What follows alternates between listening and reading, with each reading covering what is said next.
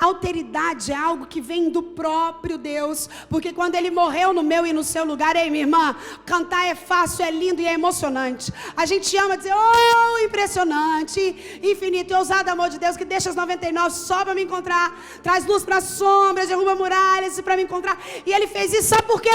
Porque Ele se colocou no meu e no seu lugar. E cantar é lindo, e nós queremos ouvir, sentir esse amor. Mas uma mulher íntima de Deus demonstra esse amor. Ela não só canta, ela vive. Tem um teólogo que fala uma frase muito dura, mas às vezes muito verdadeira. Ele diz, os crentes não contam mentiras, eles as cantam em seus cultos.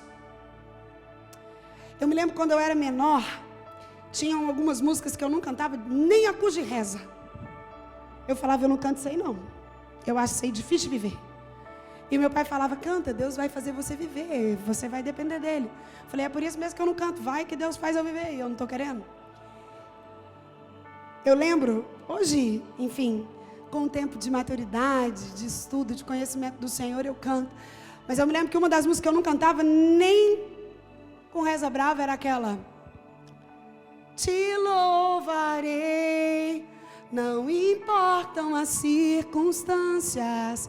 Eu pensava, Senhor, cantava tudo. Ao que chegava nessa parte, eu falava, Deus, eu não estou preparada para cantar isso.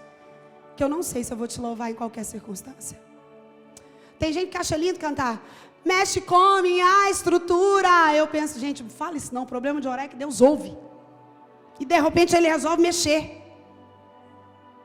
Porque às vezes a gente canta coisas que a gente nem percebe. Agora, se você está precisando que mexe, pede para mexer. Mas, meu irmão, Deus mexe. O problema de orar é que Deus ouve, Ele responde. E Ele está atento. E às vezes a gente olha e fala coisas e canta coisas que temos dificuldade em viver. Uma mulher íntima de Deus age com alteridade. Ela olha o outro com o olhar do outro. Jesus fez isso com esse ousado amor. Quando Ele se colocou no meu e no seu lugar, Ele rasgou o escrito de dívida que era contra mim e contra você. Porque o salário do pecado é a morte. Nós caminhávamos a retaguarda para o inferno. E Ele veio, se despiu da sua glória. Assentado no trono, e minha irmã, Ele é Deus. 100% homem, mas 100% Deus. Nasceu numa manjedoura, como aquele de quem os homens não fizeram caso. Ele morreu no meu e no seu lugar, para que o castigo que nos traz a paz hoje estivesse sobre Ele, e sobre as pisaduras dele nós fôssemos saradas. Sabe qual é a diferença da nossa religião para todas as outras? Sabe o que nos faz diferentes de todas as outras doutrinas? É que se você visitar o túmulo de Buda, ele vai estar lá. Se você visitar o túmulo de Maomé, ele também está lá. Se você for ao túmulo de Chico Xavier, você vai encontrá-lo lá. Se você for na Itália, você vai encontrar o túmulo de todos os papas da história. Eles também estão lá. Confúcio está no túmulo. Todos os doutrinadores da história estão no túmulo. Mas o Cristo, o nosso Jesus, o Jesus do cristianismo, o Cristo que nos une aqui hoje, ao terceiro dia ressuscitou. Nós não vivemos uma religião de alguém que ensinou umas coisas bacanas e morreu e está no túmulo. Nosso Cristo vive, e porque Ele está vivo, você pode ter intimidade com Ele. Por mais que um doutrinador espírita acredite, ele não pode ter intimidade com Allan Kardec. Nenhum budista, por mais consagrado que seja, pode ter intimidade com Buda. Nenhum muçulmano, por mais que seja refém da sua religião, pode ter intimidade com Maomé. Mas você e eu, íntimas do nosso Jesus, podemos ter intimidade com Ele porque Ele está vivo. E porque Ele está vivo, há esperança para você, para o seu casamento, para a vida dos seus filhos, para a sua vida profissional, para as suas emoções. O nosso Cristo vive, e a intimidade dEle é para aqueles que o buscam, aos quais Ele dará a conhecer a sua aliança. E é porque Ele está vivo, e antes morreu por mim e por você, nos ensinando a nos colocar no lugar do outro. Ele sentiu as dores na carne, Ele sentiu o sofrimento, o conflito. E Jesus agia com essa alteridade divina. Ele nos via pelos nossos olhos humanos, dentro do nosso pecado, da nossa decadência. Mas Ele nos ama com uma graça pelos seus olhos divinos. Você já experimentou se colocar no lugar do outro antes de falar e agir, minha irmã?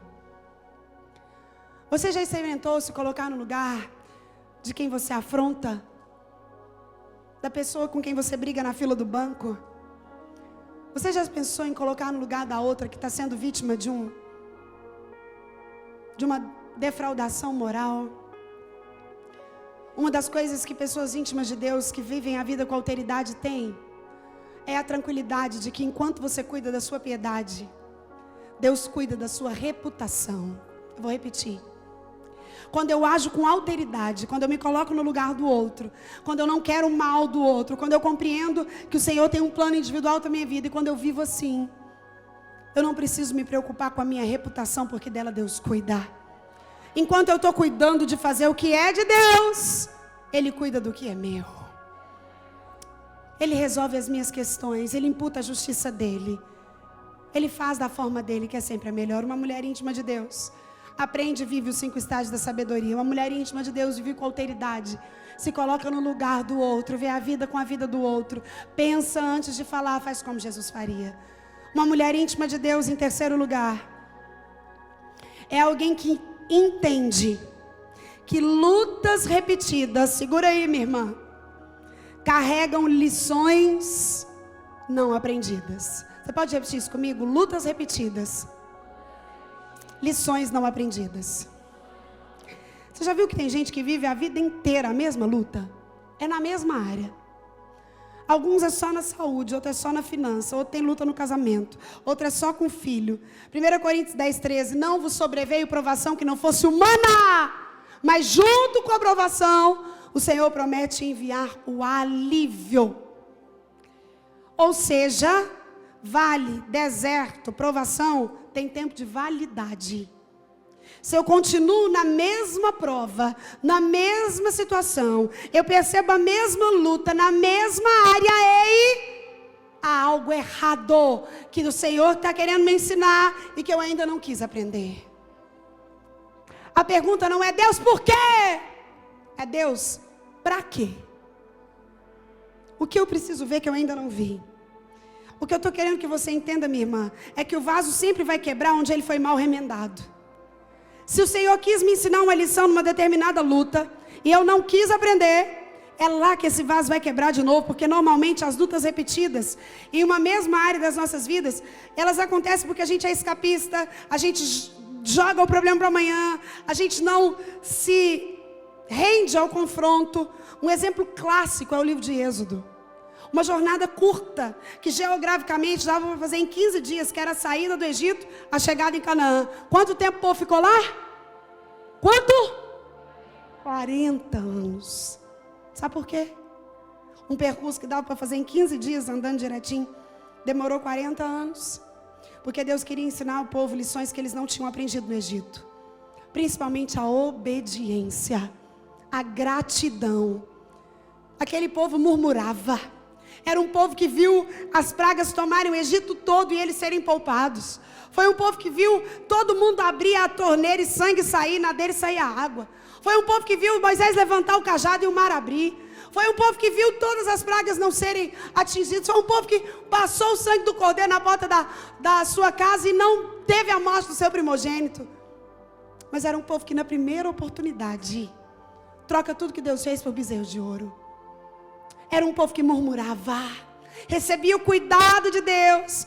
Deus mandava coluna de fogo para aquecer a noite, nuvem para proteger o povo durante o dia. Era maná diário, era sapato que não ficava velho, era roupa que não rasgava e o povo reclamava. Ei, minha irmã, uma mulher íntima de Deus vive com contentamento. Contentamento é gratidão. Você tem um coração grato, minha irmã? Você já agradeceu a Deus hoje pelo ar que você está respirando aí? Você agradeceu pela roupa, pela refeição que você fez? Ai, pastor, mas tem tanta coisa que Deus nem me deu. Enquanto nós ficamos focados naquilo que Deus não nos deu, nós não agradecemos porque Ele dá todo dia. Ei, querido, sabia que a sua vida é um milagre? E eu não estou falando de forma utópica, não, é milagre. Você está aí agora sentada. Existem centenas de milagres acontecendo dentro de você que só Deus pode controlar. Existe dentro de você o seu cérebro fazendo sinapses nervosas para que você escute, pegue, fale, sente. O seu pulmão inspira e inspira para que você continue mantendo a sua respiração. O seu coração não para de bater para que o sangue possa bombear no corpo. O seu estômago está fazendo a digestão daquilo que você comeu, os rins filtrando o que você bebeu. Há um controle sanguíneo para que nada dê errado. Há películas dentro da sua retina desenvolvendo para que você enxergue cores. Ei, há milagres diários acontecendo no simples ato de acordar. Mas quando nós não temos intimidade com Deus, nós não conseguimos perceber isso. Charles Haddon Spurgeon diz que só existem duas formas de olhar a vida. Uma é como se nada fosse milagre. E a outra é como se tudo fosse um milagre. Como você tem olhado a sua vida? Tribulações repetidas carregam lições não aprendidas. Às vezes a gente tenta sobreviver aos problemas, ao invés de resolvê-los. Queridos, se nós pensarmos como a vida é curta, é única e é rápida. Pastora, está inventando? Não estou não. O autor de Hebreus fala, ao homem é dado viver uma vez, depois disso o juízo. Ele fala que a vida é só uma, não tem jeito. Você não vai voltar rainha, ou se você fez mal para os outros cachorros, é uma vez. Depois disso o juízo. E aí vem um salmista no Salmo 90 e diz, os anos da nossa vida sobem a 70, ou em havendo vigor a 80. Nesse caso o melhor deles é enfado e cansaço, porque tudo passa rapidamente e nós voamos. Então o autor de Hebreus fala que a vida é única. E aí vem um salmista no Salmo 90 e fala, não é só única não, é curta, 70 que só 80 e é rápida. Ei, minha irmã, você já parou para pensar que essas 3 horas que nós passamos aqui até agora nunca mais vão voltar? Todo o tempo é único. Aquilo que nós fizemos nessas últimas 3 horas, nunca mais vamos poder fazer de novo, já é passado. Cada minuto vivido é um tempo que não volta. Nós só temos como viver aquilo que vem. Ei, querido, quem sabe você está aqui hoje, você tem carregado tribulações sequenciais. São anos de uma mesma prova. São anos de uma mesma situação difícil. São anos de uma mesma vivência. Lembra da mulher do fluxo de sangue? 12 anos sofrendo de hemorragia. Lembra do homem no tanque de Betesda? Mais de 30 anos ali, tentando que alguém o jogasse quando as águas fossem balançadas. Mas dificuldades repetidas falam de lições não aprendidas. Uma mulher íntima de Deus, quando percebe que está vivendo a mesma coisa o tempo todo, ela para tudo para buscar a Deus na sua intimidade e encontrar resposta. Porque a intimidade do Senhor é para aqueles que o buscam. Buscai ao Senhor enquanto se pode achar, invocar enquanto está perto. Ei, está chegando o dia em que quem busca não vai mais achar, e mesmo perto não vai ser possível invocar.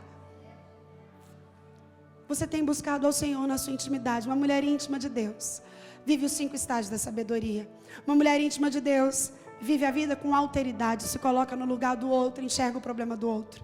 Uma mulher íntima de Deus percebe que dificuldades repetidas falam de lições ainda não aprendidas e buscam entender aquilo que Deus tem para ela nesse tempo. 4º lugar, e eu estou terminando. Uma mulher que tem intimidade com Deus sabe o que está plantando, para não temer a colheita.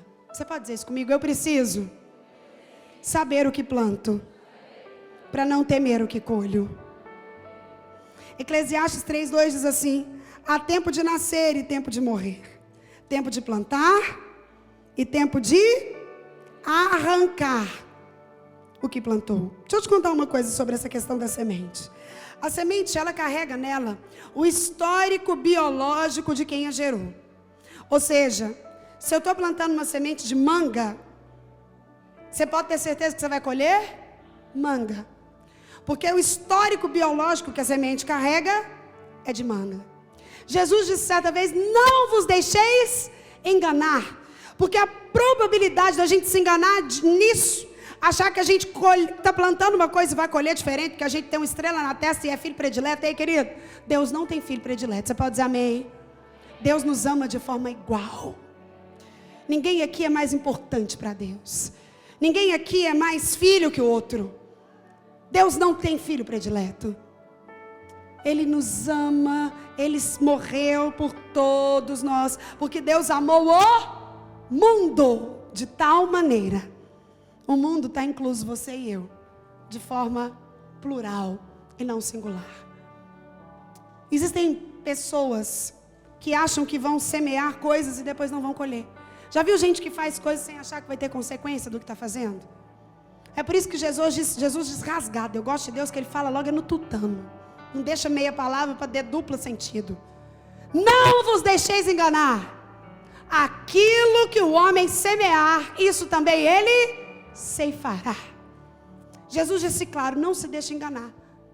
O que eu aprendo com isso é que a semeadura é optativa, mas a colheita é obrigatória. Ei, minha irmã, o que você tem semeado hoje? Quer saber como vai ser sua vida amanhã? É só olhar como que você está semeando hoje. Sua vida está ruim hoje, pode ter certeza que está colhendo o que plantou ontem. Não tem jeito. Aquilo que semeamos, colhemos. Uma mulher íntima de Deus, ela está atenta ao semear, porque ela pretende colher bons frutos. Você é atenta ao que você semeia. Eu estou falando de sementes em todas as áreas.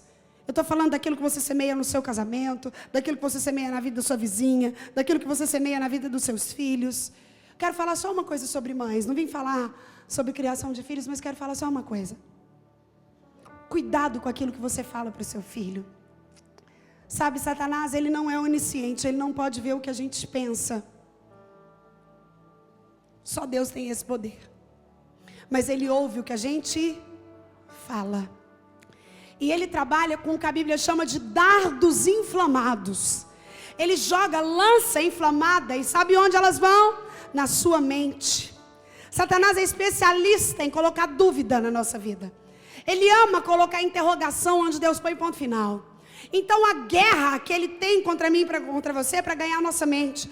Porque ele sabe que aquilo que a gente pensa é reproduzido em palavras. Palavras dão origem a atitudes. Atitudes repetidas geram hábitos. Então Satanás sabe que ele controla o meu hábito ganhando a minha mente. É por isso que a primeira parte da armadura é o capacete da salvação, para que possais resistir aos dardos inflamados do diabo. É para isso que o capacete da salvação existe. É por isso que a hora que eu acordo eu preciso falar: Senhor, blinda a minha mente com o teu capacete. Não deixa com que Satanás ganhe aquilo que tem na minha mente. Porque aquilo que eu penso vai virar palavra, palavra atitude, atitude repetida hábito. Então o diabo trabalha na nossa mente. E aí, você está brava com o seu filho na sua casa e fala: ah, menino, você não presta para nada mesmo. Seu irmão nunca me deu esse trabalho. E quer mais? Seu casamento vai ser uma droga igual o meu. Quem sabe você está aqui hoje e carrega traumas, porque talvez você tenha ouvido isso. Ainda criança, sua mãe falou: ó, seu casamento vai ser péssimo, igual o meu. Aí você casou. E no primeiro problema, o que Satanás faz? Porque ele ouviu o que a sua mãe falou. E ele é milenário, ele não tem pressa. Então, quando você casa, tem a primeira dificuldade, o que ele faz? Lança um dardo inflamado na sua mente. Lembra? Sua mãe sempre disse que não ia dar certo. Por que você vai tentar? Não vai dar certo. Cuidado, mãe, com aquilo que você libera sobre a vida dos seus filhos. A sua palavra tem poder para gerar vida e para gerar morte. A sua palavra tem poder para curar, como tem poder para adoecer. E quando nós falamos disso, não existe neutralidade no mundo espiritual. Ou eu sou alguém que está transformando o meu ambiente, ou eu sou alguém que está deformando o meu ambiente. Ou as pessoas que convivem comigo são transformadas na relação comigo, ou elas são deformadas na relação que elas têm comigo. Mulheres íntimas de Deus, elas zelam pela sua plantação, porque elas sabem que vão colher. Ei, minha irmã, quem sabe você está aqui hoje com uma plantação, com uma colheita muito difícil, vivendo dias complicados. Talvez nem tentou morrer, mas pensou muito nisso. Acha que não vale a pena. Acha que não vai suportar o sofrimento. Acha que não tem jeito para você. Eu quero te dizer que o Deus que fez a ferida é o Deus que fecha a ferida. Há cura no Senhor. Há alívio da graça para você. Há um recomeço em Deus. E mais, independente do quão poluído esteja o seu passado e a sua história até aqui, o seu futuro está intacto. Você pode começar a construí-lo hoje. Mulheres íntimas de Deus, prestem atenção no que estão semeando, porque sabem que vão colher. Eu consigo prever a minha colheita a partir da minha semeadura. Ei, minha irmã, o que você tem semeado? O que você tem semeado na igreja? O que você tem semeado no seu casamento? O que você tem semeado na sua sogra? O que você tem semeado na vida dos seus filhos, dos seus sobrinhos, do seu pastor? A semeadura é opcional, mas a colheita é obrigatória. Deus é justo, e exatamente porque Ele é justo, Ele não nos livra do efeito causa e consequência. A graça nos livra da sentença. Você pode dizer amém? Mas o Eterno permite que a gente passe pelo processo. E o processo deixa cicatrizes. O processo deixa marcas. Ele deixa memórias.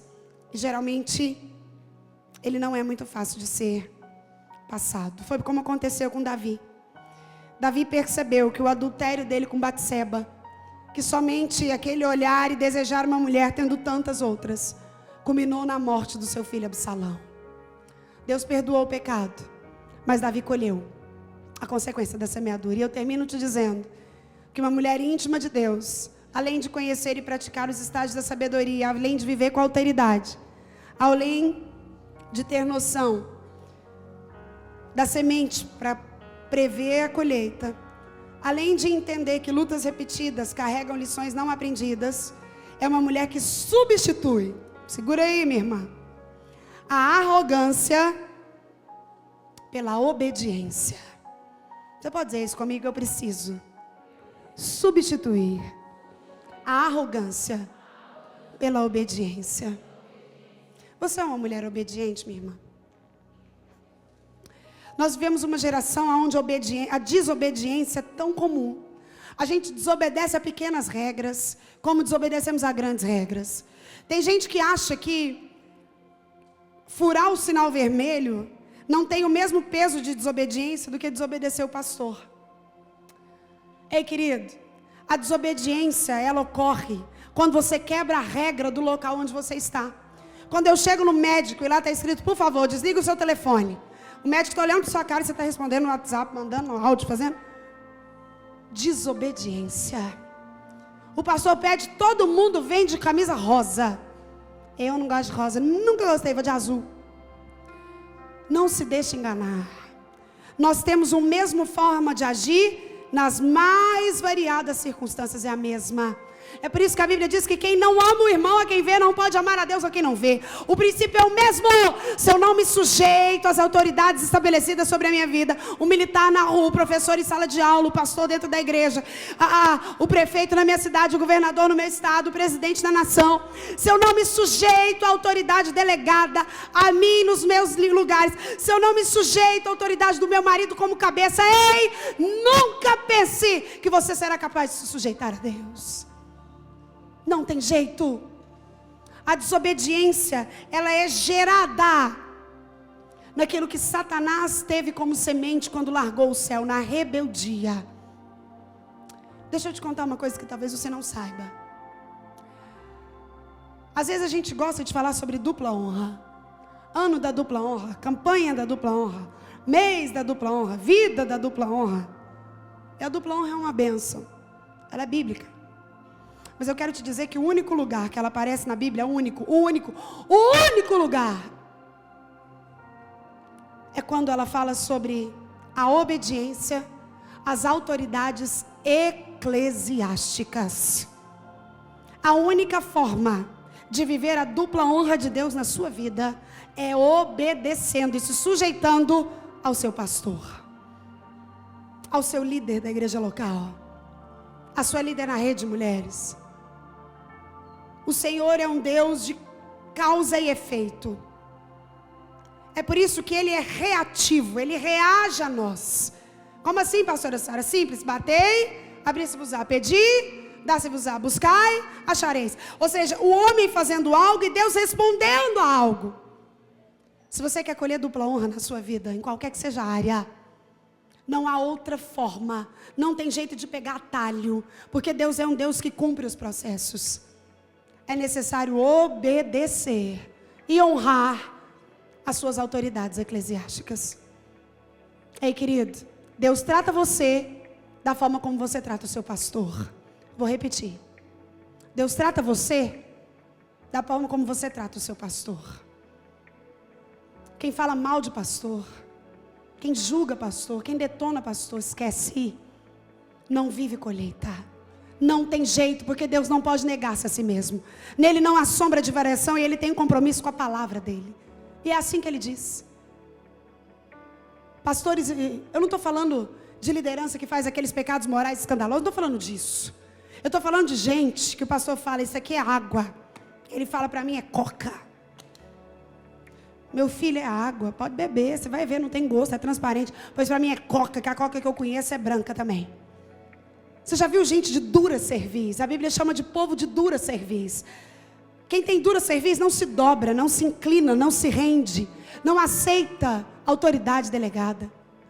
É gente que tem dificuldade nas várias áreas, não sujeita ao marido, hein, minha irmã? A palavra submissão, a submissão existe. Lá em Efésios, Paulo fala, mulheres, sujeitai-vos aos seus maridos como ao Senhor. Ou seja, se eu me sujeito a Deus, Ele me capacita a me sujeitar ao meu marido. Ai, pastora, você não conhece meu marido. Minha irmã, nós não temos como falar de casos particulares. Mas eu sei que eu posso não conhecer, mas o Senhor conhece. E Ele vai honrar a sua obediência. A palavra submissão significa estar debaixo da missão. Quando eu sou submissa, eu estou protegida pela missão do meu marido. Meu marido está aqui comigo. Ele ficou no hotel porque falaram que ele não podia vir. Mas na hora que falaram que ele não podia vir, eu falei, ai meu Deus.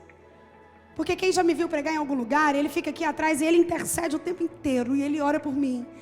E ele me estabiliza, e ele me cobre. E eu me sinto segura debaixo da submissão, debaixo dele.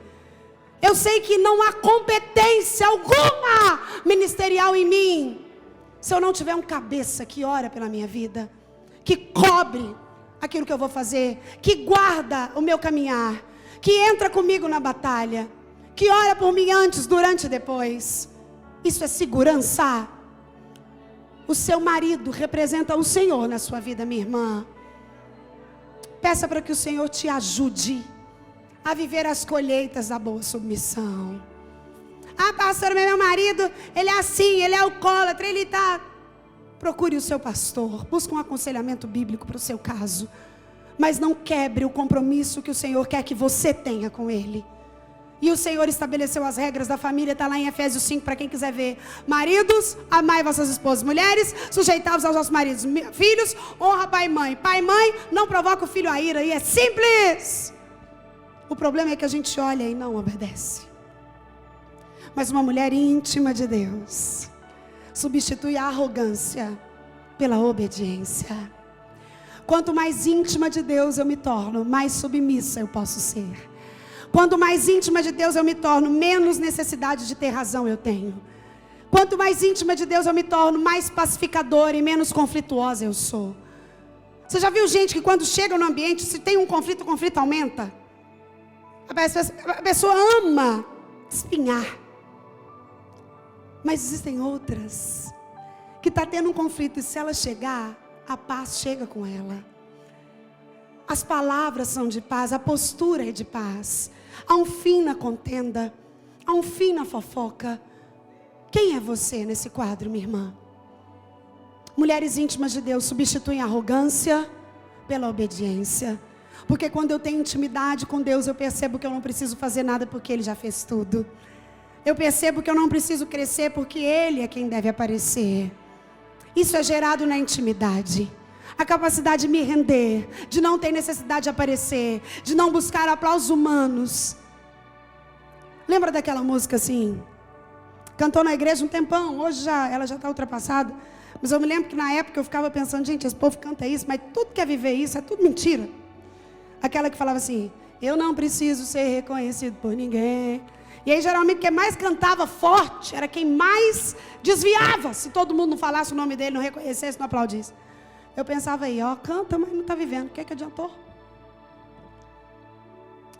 Ô meu irmão, quando eu sou íntima de Deus, eu compreendo que a palavra de Deus é preciosa demais para ficar pelo caminho. E aí eu aprendo com ela os estágios da sabedoria: calar, escutar, meditar, praticar e compartilhar.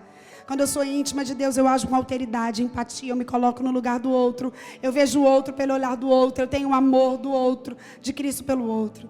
Quando eu sou uma mulher íntima de Deus, eu entendo que lutas repetidas carregam lições não aprendidas. E eu começo a buscar no Senhor aquilo que Ele quer me ensinar com aquilo que Ele está permitindo que eu viva. Quando eu sou uma mulher íntima de Deus, eu percebo o que eu planto, para não temer aquilo que eu vou colher. Eu estou lúcida no meu semear, para viver uma colheita que me alegre e que dê glória ao nome do Senhor.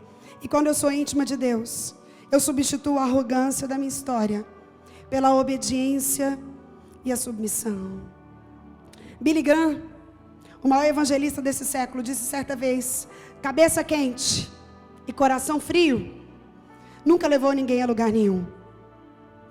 A indiferença é um escudo da arrogância, porque é um soco que não é dado, mas que causa o mesmo estrago, como se ele fosse dado. Palavras como: tanto faz, para mim é qualquer coisa, você que sabe, são tripé da indiferença e também a vala onde o amor é enterrado. Como está a sua intimidade com o Senhor? Você tem coragem de dizer a Ele, como Ruth disse a Noemi? Eu entendo que esse deve ser o objetivo desse versículo ter sido escolhido. E uma das características do meu ministério, um dos votos que eu fiz com o Senhor no meu ministério, era que eu pregaria o tema do lugar onde Ele me levasse. Dificilmente você vai me ver com um sermão pronto. Chegar aqui, pregar o que eu acho, o que eu sinto, o que Deus me revelou na estrada. Geralmente eu sei os lugares onde eu vou pregar e recebo os temas muito antes. E aonde eu chegar eu vou pregar no tema, porque eu respeito uma liderança que eu acredito que sabe muito mais do que você precisa ouvir do que eu. Eu vou embora daqui a pouco, mas a sua liderança conhece você. E eu acredito que eles oraram para colocar esse tema: mulheres buscando intimidade. E é sobre isso que nós falamos. Aquilo que é revelado através do meu caráter me fala do nível de intimidade que eu traço com o Senhor. Uma mulher íntima de Deus vive os 5 estágios da sabedoria. Uma mulher íntima de Deus vive com alteridade. Uma mulher íntima de Deus entende que lutas repetidas carregam lições não aprendidas. Uma mulher íntima de Deus substitui a arrogância pela obediência. Feche os seus olhos em nome de Jesus. Você é uma mulher íntima de Deus, minha irmã. Muito mais do que na sua vida espiritual, não é disso que eu estou falando. Quem sabe o seu espiritual está uma bênção. Você ouve Deus, você tem dons, visões. Você compreende a Bíblia, você ora por pessoas. Foi por isso que eu expliquei a diferença entre alma e espírito. Nós não estamos falando do quão espiritual você é. Eu estou perguntando do quão você tem vivido o processo de renovação da mente, sem o qual é impossível experimentar a vontade boa, perfeita e agradável de Deus. A intimidade do Senhor é para aqueles que o temem, aos quais Ele dará a conhecer os seus segredos. Uma mulher íntima de Deus revela isso no caráter, na forma de viver, no jeito de conversar, na forma de agir. Uma mulher íntima de Deus busca os estágios da sabedoria. Uma mulher íntima de Deus vive com alteridade.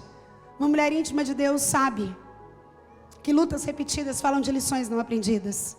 Uma mulher íntima de Deus presta atenção no que está semeando, porque sabe que vai colher. E uma mulher íntima de Deus troca a arrogância pela obediência. O que faz de uma reunião especial como essa, não é quem canta, muito menos quem prega. Não é quem cuida do som ou quem fez o teatro. O que faz de uma reunião dessa tão especial é a presença do noivo no nosso meio. Jesus está aqui. E onde Ele está, milagres sempre acontecem. Quem sabe você veio até aqui e precisa de milagre. Você anda com Deus há tempos, você está passando uma luta incrível na sua casa, que você não sabe como vai resolver. Eu quero te dizer que Deus nunca perde para você no dar, nunca. Ele sempre tem muito mais para dar a você e a mim do que nós temos a oferecer a Ele. Mas geralmente antes dele dar o que Ele tem, Ele quer receber aquilo que você veio trazer, o seu culto. o seu louvor, a sua adoração, a sua oferta, o seu silêncio, a sua vida. E eu quero orar por você que não veio aqui porque não tinha mais nada para fazer nesse feriado. Eu quero orar por você porque quando você viu o tema, você pensou, uau, é para mim. Eu preciso ser mais íntima de Deus, isso vai fazer diferença na minha vida prática. Ei, minha irmã, eu volto a repetir, o cristianismo é uma religião prática.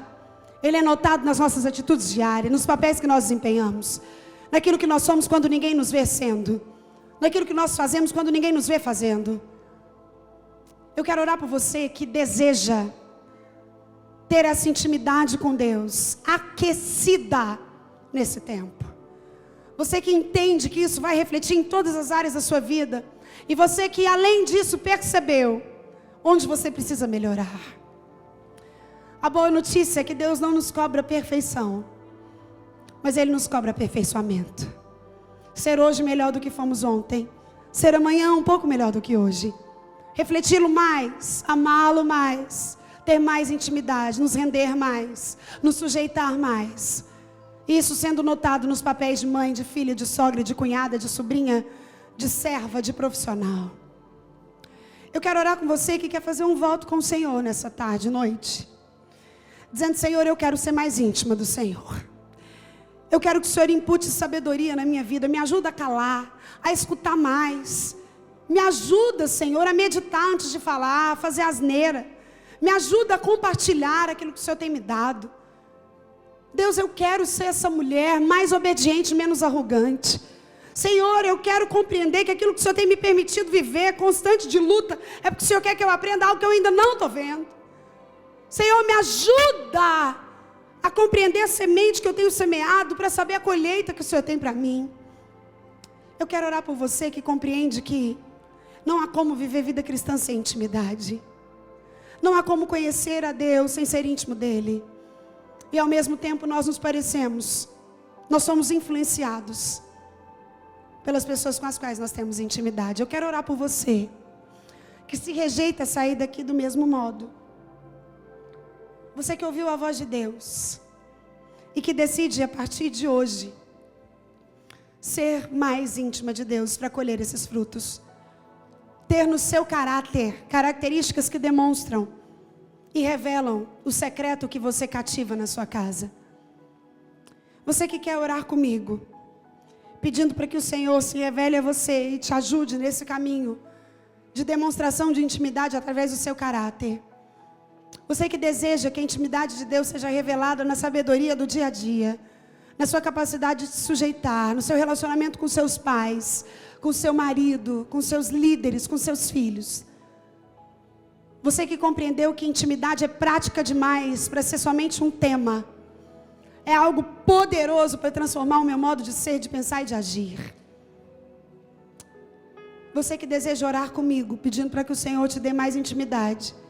E molde o seu caráter para que você se pareça mais com Ele. Revelando a sua intimidade para a glória dEle, a todos que estão ao seu redor. Eu quero te convidar a se colocar de pé, que eu quero orar por você e com você. Ei, minha irmã, isso não é mais um apelo. Se está tudo bem no seu processo de intimidade, você pode ficar de pé e me ajuda a interceder por quem ficou. Você pode ficar sentado e me ajuda a interceder por quem ficou de pé. Não são todos os apelos que são para nós. E nós precisamos aprender a diferenciá-los. Mas se você ficou de pé, porque você percebeu que está falhando em alguma área, e você percebeu que a falha é sua, porque Deus está disponível para ser revelado a todos nós. Ele está sempre pronto para se mostrar. Se você se colocou de pé, feche os seus olhos, coloque a mão no seu coração em nome de Jesus. A palavra de Deus diz sobre tudo que deve guardar, guarda o coração, porque dele procedem as saídas da sua vida. A sua vida reflete o seu coração. A sua boca fala do que ele está cheio. E um coração íntimo de Deus também é revelado pela boca e pela vida. Eu quero te dar alguns segundos e encorajar você a orar a Deus, a falar para Ele aonde você precisa que a sua intimidade seja mais notada. Em nome de Jesus, abre os seus lábios, ore ao Senhor aí no seu lugar.